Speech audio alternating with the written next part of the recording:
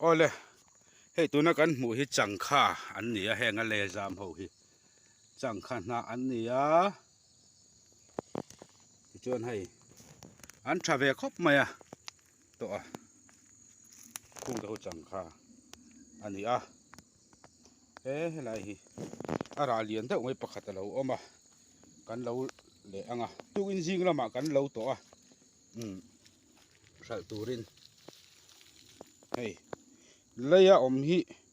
a bal ba ka ara hi akang ai na muang zo ka ara thadu lawatin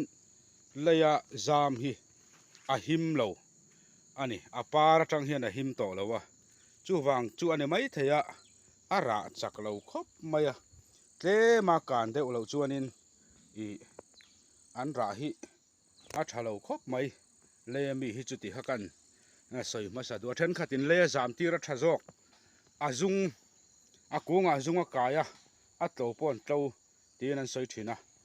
ma se changkha hianin an kunga tang hian zungan lo kai reng reng lo wa hei atak nge in kan hmua a zungan kai lova akung bul azung pui chi an ringa ni ti chuan hei heng hi ak englo chu ni ta ni azam na kan siam azam ra anita heng ho hi chu kan tu athanga azam tenen khon tu rual an ni a chin rual vek an ni a ama ro chu heng ho hi chu kan lo to tu in singa po kan lo to a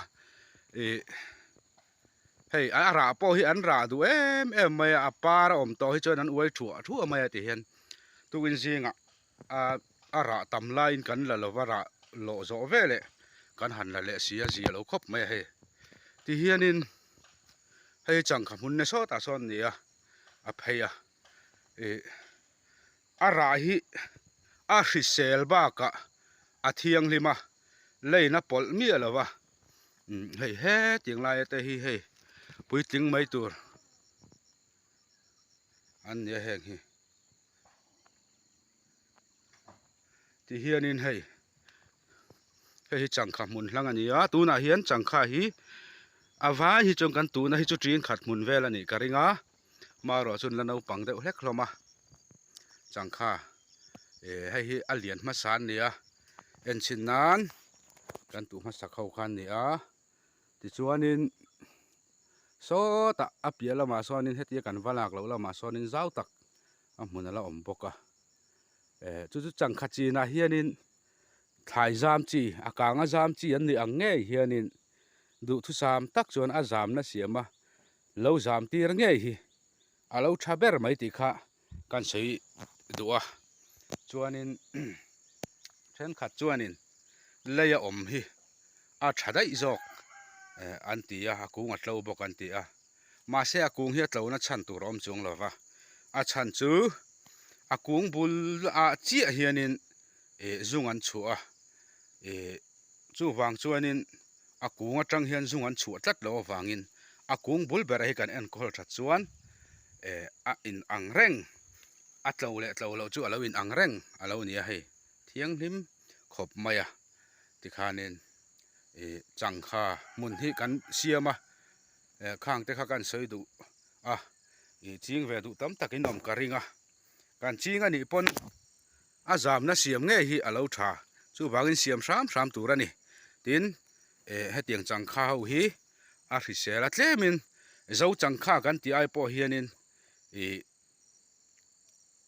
a khalo deuh hleka zo changkha toy ai hian a khalo hleka ti chuan helai hi kan en le lokanga hei hi tukin zinga ka pai ania hei hi thangdarin an bom na wanga thangdarin an boma an zun khuma chumia wanga lo thleng chu nia a pon lama tang hian a enga chunga engluta a chevek mai ni chung khu a troi zui mai ni ti kha kan soitel do hei an ra a hrisel khop mai thangdarina an bom lem lo hi chuan hemi alo sen to hi chu atlang puin an hrisel tlang puya ati chatu ber chu thlang dar an ni a heng thlang dar te hi achang phei chon zana an che thina chuna chaulo po hen zana hen an che thina chu wang chon vai pai uluk em angaya kan thlai te kan thar that theina na him nan thangdar kan vai fo a tul hle ni ti khanin kan han en kwal thuak thuaka hemi changkha kan chin na hmuna hian tuna hian bisang khat borvel kan ching to a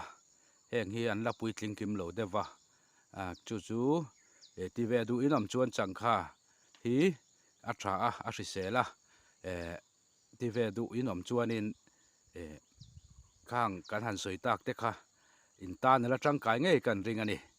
ole ka lo me